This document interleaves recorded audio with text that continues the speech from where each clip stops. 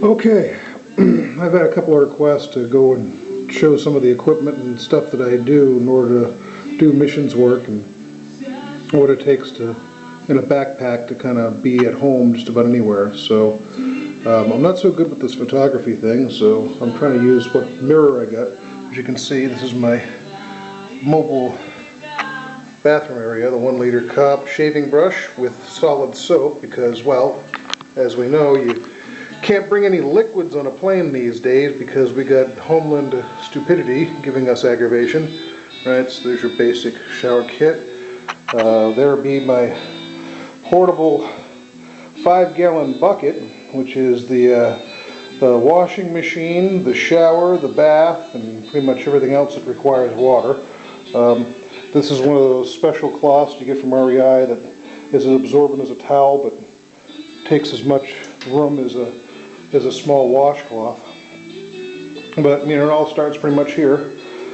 You need to have good ankle support to carry all the equipment and the gear. Over here you see my mobile communications stuff. I have my two net books. Over here in the bed you can see the specially made jeans I had made in Ukraine with the pockets on each leg, one for each net book.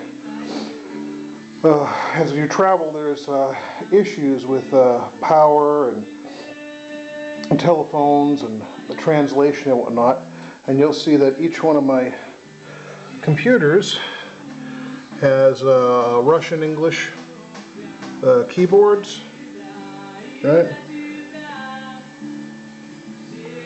You can get a regular one, you can put the stickers on them. I'm running Ubuntu just because I get tired of viruses on Windows, but the other thing you'll find that you need as you go over is your GSM phones. These phones are different from your regular. You have to pop open the back here and I'll show you. Here's a standard cheapie. These are like $15, $20 used in most places in Eastern Europe.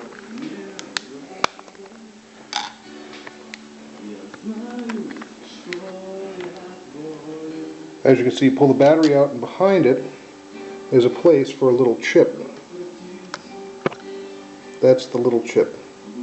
This one's got Vodafone on it. Okay. Here's my box of SIMs.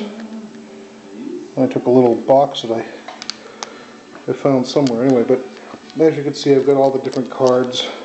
There's one for Kazakhstan and England and Ukraine and everywhere else pretty much, but they're about $5. On some phones, like the better ones, like this little Motorola, there's a connector here for USB. See that? And you can take a regular USB connector and hook that to your laptop and get internet through the cell phone service, which is a little bit pricey. They pay it by the meg, but for checking email when you're in a situation, it's helpful, especially when you need to get a ticket or have money wired, or you need to get Bibles delivered somewhere. A lot of times that's the way of it. You communicate through email because you can secure email with encryption so that some of the nations can't read it. And that's one of the systems I'm working on now. That's why I got the two computers. One I use a lot of times for a loaner for others. Other times I use for uploading, downloading files where I get my work done on this one. Right now, of course, I just have my Russian worship playing. Anyway, you have a variety of different little doodads and electronics they have. Most of this has to do with, mostly what I find is my tent making skill, which is computers and networking. I have a lot of stuff to deal with alternate power, you know, like your basic little inverter, right? And it's normally a 110, but you can convert it to one of these multiple plugs, you know. There's a USB adapter, it'll power most everything, your cell phones, recharge things, whatnot. When you get overseas, most everything is this type of European connector here. See that there? That's a European plug. So I buy most of my equipment with European power, right? And I just have my little adapter cord here. taped onto the end. I taped an adapter, but it's actually a European extension cord. That way I don't have to keep going back and forth, because the United States is the only one that uses the that standard, that flat blade standard. Everybody else is using that.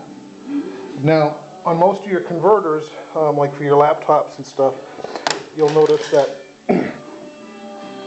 there is a little thing on the laptop block on the back. You look back here,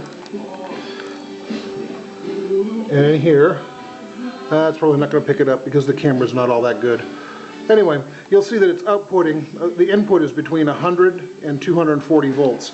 And most of your little wall warts, you know, the little plugs you get, like this, it'll be the same thing. You can see it'll tell you the voltages here right on the inside. There's a sticker somewhere. So when you go to buy your equipment for going overseas, always make sure it'll handle 220.